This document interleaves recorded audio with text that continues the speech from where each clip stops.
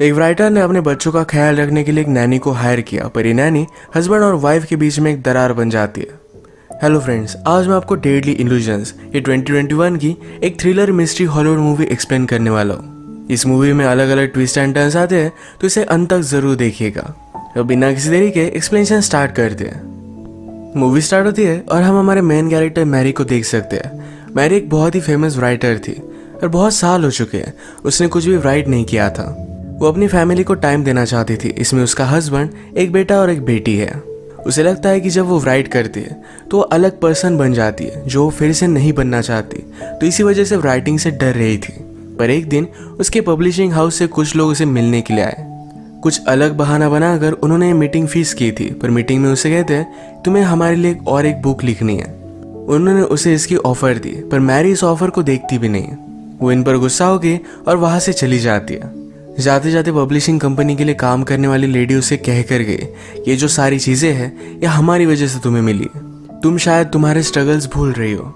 Mary उस पर भी गुस्सा हो गई, पर इस बात को इग्नोर कर देती है। रात में मैरी का हस्बैंड टॉम घर पर आया। उस ऑफर को देखता है। ये $2 मिलियन की थी। इतने सारे पैसे मैरी ने पूरी बुक्स लिखकर भी नहीं कमाए थे। इस बात से वो बहुत ही ज्यादा सरप्राइज्ड हो गया। वो मैरी से कहता है कि तुम्हें इसे सीरियसली कंसीडर करना चाहिए। वो मैरी को कुछ डायरेक्टली बता नहीं पा रहा था, पर रात में उससे वो बात करता है। कहता है हमने जो पैसे सेव करके रखे थे उसमें से हाफ उसने वेस्ट कर दिए। ये पैसे उनके रिटायरमेंट के लिए थे। मैरी इस बात से डिस्टर्ब हो जाती है, पर अब उसे बुक लिखनी ही पड़ेगी क्योंकि उसके पास दूसरा कोई ऑप्शन नहीं है। अगले दिन मैरी अपने फ्रेंड इलीन के साथ स्पा में गई हुई थी। उसे सारी प्रॉब्लम बता रही थी। मैरी अपने बच्चों के लिए वरी करती है कि अगर वो बुक लिखेगी तो अलग पर्सन बन जाती है, अपने बच्चों का अच्छे से ख्याल नहीं रख पाएगी। इलेन ने कहा कि उनका ख्याल रखने के लिए तुम एक लड़की हायर कर सकती हो। मैरी को बात पहले सही नहीं लगती, पर फिर भी उसे ट्राई करती है। अलग अलग लड़कियों का उसने इंटरव्यू लिया। फिर लास्ट में ग्रेस आई। मैरी कॉफी बनाने के लिए गई, तभी ग्रेस कुछ पढ़ रही थी। मैरी को बात बहुत अच्छी लगती है। उसे लगता है कि अगर उसके बच्चे ग्रेस को बुक्स पढ़ता हुआ देखे तो वो भी बुक्स पढ़ सकते हैं। इन्होंने फिर बुक्स को लेकर डिस्कशन किया और मैरी को ग्रेस बहुत अच्छी लगी थी। थोड़ी देर में यहाँ बच्चे भी आ गए। ग्रेस उनके साथ बहुत ही अच्छे से बात करती है। ग्रेस ने घर में मैरी की बुक देखी और ये देखकर वो बहुत ही एक्साइटेड हो गई कि वो एक्चुअल राइटर के घर में है। ग्रेस का सारा बिहेवियर देखकर मैरी उसे हायर कर लेती है। एक दिन बच्चे स्विमिंग पूल में खेलने की जिद कर रहे थे, पर ग्रेस ने अपने कपड़े लाए नहीं थे। मैरी ने फिर अपनी यंग एज का स्विम सूट उसे दे दिया। मैरी की फ्रेंड इलेन भी यहाँ आई हुई थी। उसे कहती है तुम जरा इसे सावधान रहना, तुम्हारा हस्बैंड और इसके बीच में कुछ भी हो सकता है। मैरी ग्रेस को बहुत ही सीधी सादी समझती है। वो कभी भी इमेजिन नहीं करती कि ऐसा कुछ भी हो सकता है। रात में ग्रेस बच्चों को संभाल रही थी, तभी टॉम और मैरी ये दोनों इंटीमेट हो जाते हैं। बच्चों को संभालते संभालते इन दोनों को इतना टाइम मिलता नहीं था। ये दोनों ग्रेस पर खुश थे। नेक्स्ट डे फिर मैरी ने अपना बुक लिखना स्टार्ट कर दिया था। एक दिन मैरी के पैर पर चोट आ गई। ग्रेस उसे हेल्प कर रही थी तो उसके इनरवेयर को उसने नोटिस किया। मैरी कहती है चलो हम तुम्हारे लिए शॉपिंग के लिए चलते हैं। वो उसके साथ चेंजिंग रूम में थी। ग्रेस की बॉडी देखकर मैरी को लगता है कि जब वो यंग थी उसकी बॉडी भी इसी तरीके से थी। अब वो अपनी यंग बॉडी को मिस करती है। ग्रेस ने मैरी के हाथ लिए और अपने आप पर रखे। वो कहती है तुम फील कर पाओ इसलिए मैंने ये किया। वो क्लियरली उसके साथ फ्लर्ट कर रही थी। इसके बाद मैरी की जो अपनी बॉडी को लेकर इनसिक्योरिटी थी, यही बात वो टॉम को बताती है। वो उससे पूछती है क्या तुम्हें लगता है कि मुझे प्लास्टिक सर्जरी करनी चाहिए। टॉम कहता है कि ऐसा कुछ भी करने की जरूरत नहीं है। तुम पहले जितनी ब्यूटीफुल थी अब भी उतनी ही ब्यूटीफुल हो। तुम्हारा माइंड, तुम्हारा इंटेलिजेंस, ये सारी चीजें मुझे तुम में बहुत अच्छी लगती है। मैरी अपने बुक के कैरेक्टर्स को लेकर बहुत ही कंफ्यूज थी। उसे वो कैसे होने चाहिए ये समझ में आ नहीं रहा था। यही बात सोचते सोचते उसने घर में ग्रेस को नोटिस किया। उसी पर वो अपना कैरेक्टर बेस्ड कर देती है। एक दिन उसके पब्लिशिंग हाउस से कुछ लोग उसे मिलने के लिए आए। उसके बुक्स के लिए वो आइडिया उसे दे रहे थे। तभी मैरी हमेशा ग्रेस के बारे में सोच रही थी। अगले दिन मैरी अपने फ्रेंड इलीन के साथ बात करती है। कहती है ग्रेस को मैं पहले बहुत ही अलग समझती थी, पर अचानक से वो उससे बहुत ही ज्यादा अट्रैक्टेड होने लग चुकी है। पहले उसे ऐसा कुछ भी नहीं लगता था। इलीन ने उसे कहा कि ये जो तुम्हें एनर्जी महसूस हो रही है ये तुम अपनी राइटिंग में यूज कर सकती हो। मैरी और टॉम एक ग्रेस से बहुत ही खुश थे तो उसे फुल टाइम अब रख लेते हैं। एक रात ये दोनों एक पार्टी पर गए। इलीन का हस्बैंड मैरी से कहता है तुम्हारी 4th बुक बहुत ही अच्छी थी, तुम्हें उस तरीके से फिर से राइट करना चाहिए। मैरी कहती है, जब मैंने उस बुक को लिखा था तो मेरी लाइफ में मैं बहुत ही डार्क प्लेस पे थी और फिर से उस प्लेस पर नहीं जाना चाहती। एलिन का हस्बैंड कहता है, शायद वही डार्कनेस एक राइटर को आर्टिस्ट बनाता है। अगले दिन मैरी अपने स्विमिंग पूल के पास हैंग आउट कर रही थी। वो ग्रेस को उसे मसाज करने के लिए कहती है। उसे बहुत अच्छा लगा तो स्विमिंग पूल में कूद गई। उसने ग्रेस को भी अपने पास आने के लिए कहा। ये दोनों एंजॉय कर रहे थे। बाहर आने के बाद दोनों ड्रंक हो जाते हैं। ग्रेस मैरी से कहती है कि कभी भी मैंने लाइफ में इसे फैमिली की तरह फील नहीं किया था। आपके साथ मुझे बहुत अच्छा लगता है। मैरी भी उसे सहारा देती है, कहती है, तुम्हारी वजह से मैं कुछ लिख पाई। इसके बाद मैरी जब उठी तो ग्रेस उसके साथ सोई हुई थी। उसे लगता है कि दोनों इंटीमेट हो गए। मैरी पहले जब भी राइट करती थी तो क्या रियल क्या नहीं इसके बारे में डिस्टिंग्विश नहीं कर पाती, तो उसे पता नहीं कि वो ग्रेस के साथ इंटीमेट हुई भी या नहीं। नेक्स्ट डे ये सब मैरी के बच्चों का प्ले देखने के लिए गए। यहाँ पर मैरी ने ग्रेस से बात की। उसे कहती है, कल जो भी हुआ ये फिर से नहीं होना चाहिए, हम इसके बारे में बात भी नहीं करेंगे। ग्रेस कहती है कि कल कुछ भी नहीं हुआ। मैरी को लगता है कि ग्रेस उसकी बात समझ गई। मैरी अभी ग्रेस को अपने दिमाग से निकाल नहीं पा रही थी।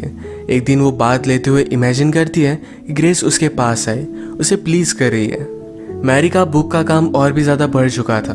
उसे बच्चे डिस्टर्ब ना करे, इसलिए टॉम बच्चों और ग्रेस को लेकर लंच के लिए बाहर आ गया।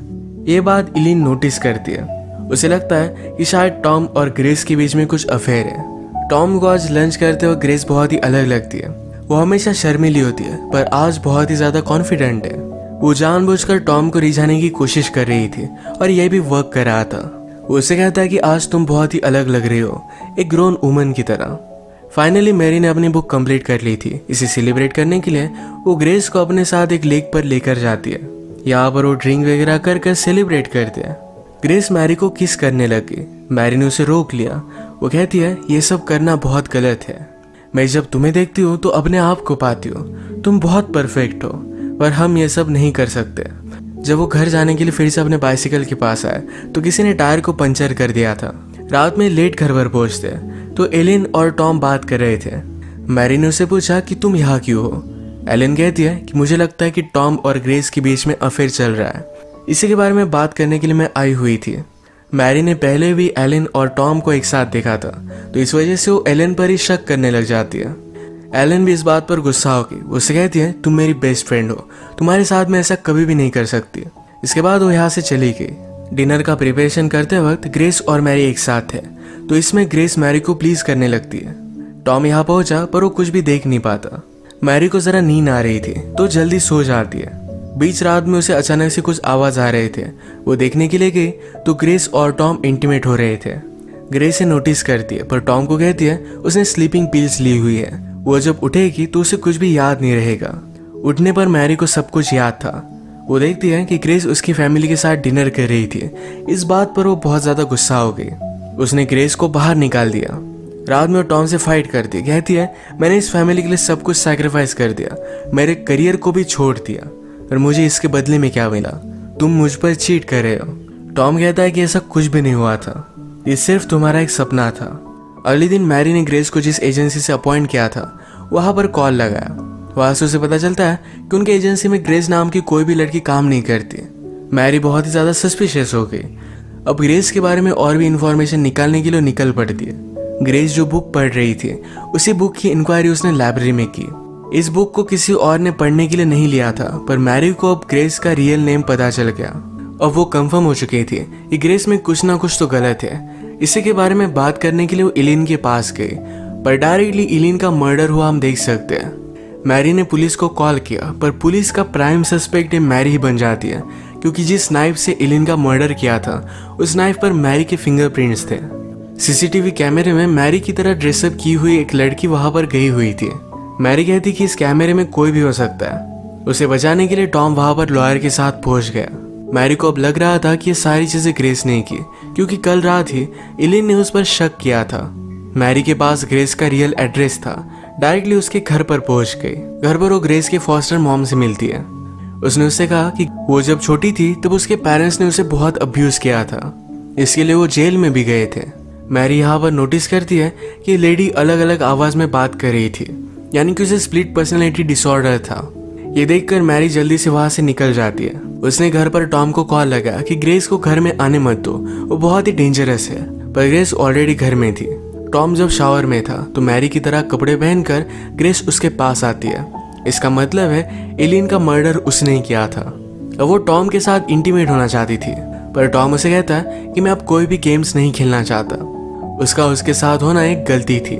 ग्रेस ने उसे सीड्यूस किया था। ये बात सुनकर ग्रेस बहुत ज्यादा गुस्सा हो गई। वो टॉम पर चाकू से बहुत सारे वार कर देती है। वो उसे मार ही देती है, तब तक मैरी वहां पर पहुंच गई। ग्रेस जल्दी से कपड़े बदल कर मैरी के सामने आई। मैरी ने टॉम के बारे में पूछा तो कहती है कि टॉम शावर ले रहा है, तुम वहां पर मत जाओ। मैरी को सस्पिशियस लगा और वो वहां पर पहुंची तो टॉम ब्लीड कर रहा था। ग्रेस फिर से अपने हाथ में चाकू ले लेती है, पर वो अपने आप को कंट्रोल कर रही थी। वो भी अलग अलग दो आवाज में बात करती है। ग्रेस की भी दो पर्सनैलिटीज थी। अपने आप को प्रोटेक्ट करने के लिए एक डेंजरस सी पर्सनैलिटी उसने डेवलप की थी। उसकी एक पर्सनैलिटी उसे बोल रही थी कि इन दोनों को मार डाले, पर एक्चुअल ग्रेस उसे रोक रही थी। ग्रेस अपने आप को फिर से उस स्वीट लड़की में कन्वर्ट करना चाहती थी, पर उसकी दूसरी पर्सनैलिटी उसे करने नहीं देती। उसने मैरी पर हमला कर दिया। ग्रेस की सेकंड पर्सनैलिटी बोली कि तुम मैरी से प्यार करने लग गई, इसलिए मुझे मारना चाहती थी। ये इविल पर्सनैलिटी पूरी तरीके से कंट्रोल ले लेती है। वो मैरी को मारने वाली थी, पर मैरी ने उसके सर पर हमला कर उसे बेहोश कर दिया। अब इसके बाद मूवी में डायरेक्टली 1 साल बीत चुका है। मैरी ने अपनी बुक कंप्लीट कर ली है। वो अपने फैमिली के साथ बहुत ही खुश हम देख सकते हैं। मूवी के एंड सीन में वो ग्रेस से मिलने के लिए गई। मैरी ने उसे हॉस्पिटल में एडमिट कर दिया है। उसे ठीक होने में हेल्प कर रही है।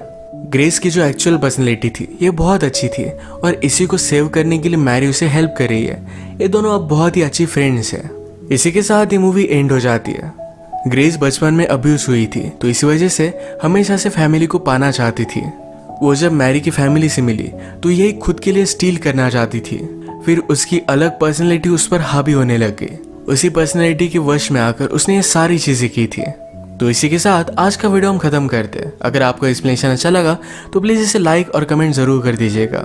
मैं बहुत सारी मूवीज लेकर आता रहता हूँ, तो प्लीज इस चैनल को सब्सक्राइब कर दीजिए। बेल नोटिफिकेशन आइकन दबाना मत भूलिएगा। हम फिर से मिलेंगे और एक नई मूवी के साथ। तब तक के लिए थैंक यू और आप अपने आप का ख्याल रखिए।